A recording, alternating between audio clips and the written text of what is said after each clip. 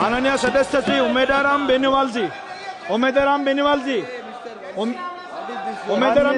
महोदय, आपने मुझे राष्ट्रपति जी महोदया के अभिभाषण पर बोलने का अवसर प्रदान किया। मैं आपका हृदय से आभार व्यक्त करता हूं। साथ ही हमारे नेता LOP राहुल जी का भी धन्यवाद देना चाहूँगा कि मुझे देश की जनता और थार की जनता से जुड़े महत्वपूर्ण मुद्दों पर अपना विषय रखने का आपने मौका दिया।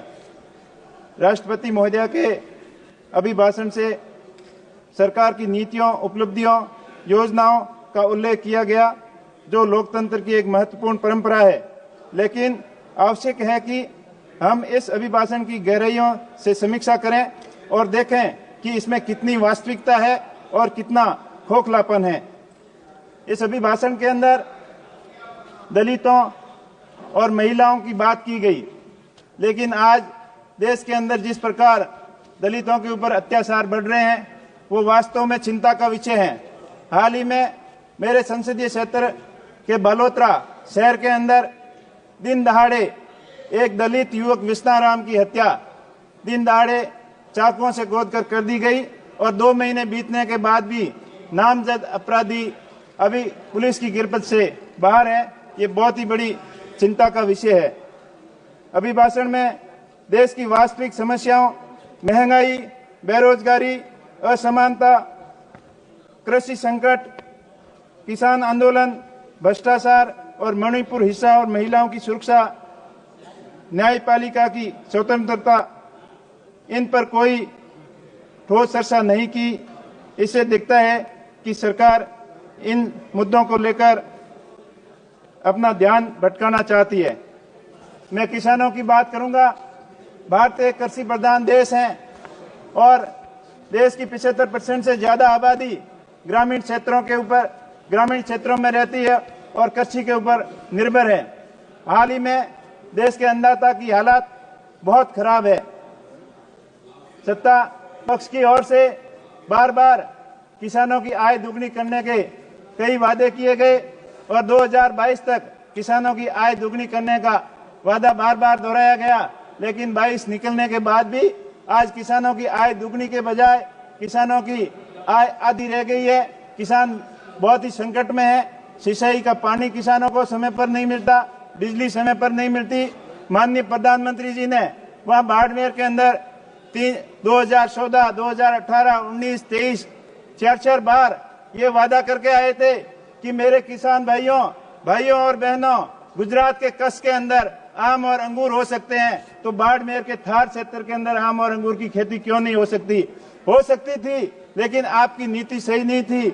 आपने किसानों को सपना दिखाया कि माही बांध की कैपेसिटी बढ़ाकर आपके क्षेत्र के अंदर नहर लाएंगे, पीने के पानी की व्यवस्था पूरी करेंगे, लेकिन वो खाली सपने ही रह गए। आज भी किसान पानी के लिए परेशान है, बिजली के लिए परेशान है, पूरी संकट के अंदर है किसान।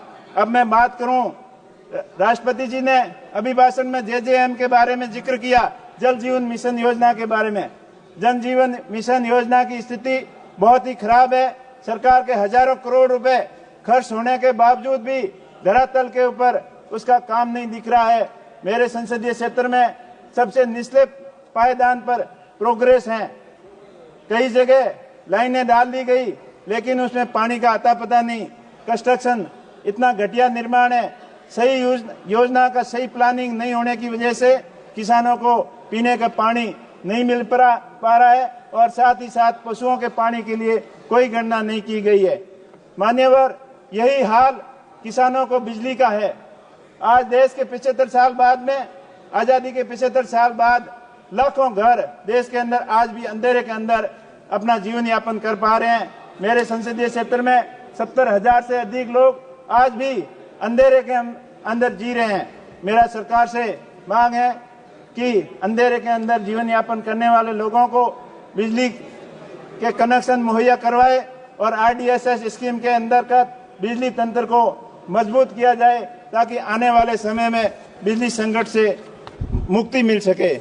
साथ ही साथ मेरे क्षेत्र की कुछ महत्वपूर्ण परियोजना के बारे में मैं बताना चाहूंगा कि रेलवे नेटवर्क के बारे में राष्ट्रपति जी के अभिभाषण में विस्तार से चर्चा की गई, लेकिन हमारे क्षेत्र के अंदर रेलवे नेटवर्क का बहुत ही कम विस्तार हुआ है। लंबे समय से मांग थी कि जैसलमेर, बाड़मेर, भाबर रेलवे परियोजना को लागू करना, और उसकी कई बार मांग होने के बाद सर्वे भी हुए, लेकिन उसको दुर्भाग्य की बात है कि अनार्थिक बताकर उसको रोक दिया गया। तो मेरा सरकार के माध्यम से मांग है कि इस महत्वपूर्ण परियोजना के बारे में विचार किया जाए, और साथ ही साथ बाकासर के अंदर ड्राई पोर्ट बनाकर राजस्थान के अंदर जो इंपोर्ट एक्सपोर्ट को बढ़ावा देने के अंदर सहायता दी जाए। इसी के साथ साथ क्षेत्र के कई महत्वपूर्ण मुद्दे हैं, उसके बारे में मैं आपका 1 मिनट के अंदर आपको ध्यान आकर्षित कराना चाहूंगा कि उड़ान योजना के अंतर्गत बाड़मेर के हवाई अड्डे को जोड़ा गया, लेकिन कई साल बीतने के बाद भी अभी वहां पर धरातल पे कोई काम नहीं हुआ।